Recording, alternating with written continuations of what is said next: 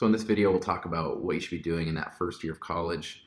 College is a really fun experience, and it can seem like a lot, especially at first. It's definitely a step up from high school. And just to preface it with an anecdote, I took my first general chemistry test, and I remember getting my score back, and I failed it, like completely failed it. And I remember I was actually in my dorm room crying. I was like, because at that point I kind of figured I wanted to go into medicine, and I was thinking, man, there's no way. I studied hard for this and still failed it. There's no way I'm going to be able to survive, let alone can I even graduate. So when the scores really got released, and like when the professors explained the grading rubric, there was a massive curve, put me in, I got like a B or B plus maybe. And so it's just kind of goes to show that things can be pretty hectic right off the bat. You know, you're in a new group of friends probably, and you're exploring like clubs or different activities, and you need to be focused and make sure ahead of all else you enjoy yourself, but you want to keep up with your grades. You know, the first exam, it's better over prepare for that first exam, because you just don't want to get shocked and then be on the comeback trail for the rest of the semester. So yeah, first and foremost, enjoy yourself. Don't stress yourself out as much as you can. And the next thing I would say would be to get involved. Maybe after that first testing cycle, you look into things that you want to get involved with. And if you already know at this point that you want to go into medicine, you don't just need to be going into a club or whatever that will look good down the road for medical schools. Like med schools, it's kind of a misconception that you have to check all these boxes. I mean, you should, like, you should get your shadowing experience and you should do some volunteering, but what they really want to see in an applicant is somebody who has passions and who pursues those passions. So I played hockey growing up. I played hockey in college.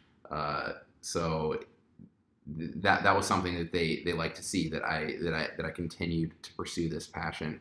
And so whatever it is, I mean, even if you think that medical schools wouldn't care, if they couldn't care less, still go for it. Really own it. Like, just be yourself and get involved in these clubs that you're actually passionate about. And I can guarantee you, down the road, when you're talking to medical schools, that passion will be conveyed. You know, when you're in an interview down the road and you're saying, hey, yeah, I mean, if you're like collecting stamps, I don't know, whatever it may be, do what you're passionate about. Schools will see that and they'll respect that you pursued what you're passionate about.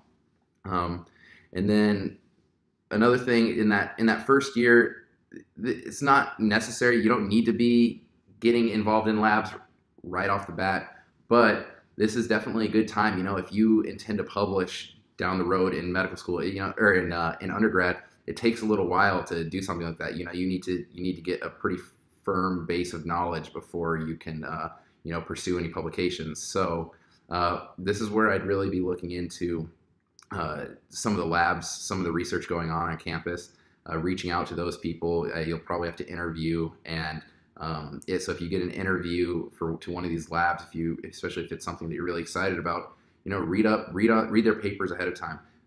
Take that research to another student, maybe a upperclassman that you know, and say, hey, can you go over some of these papers with me? I want to be filled in before you go into the research, so you can go in and absolutely be lights out in your interview.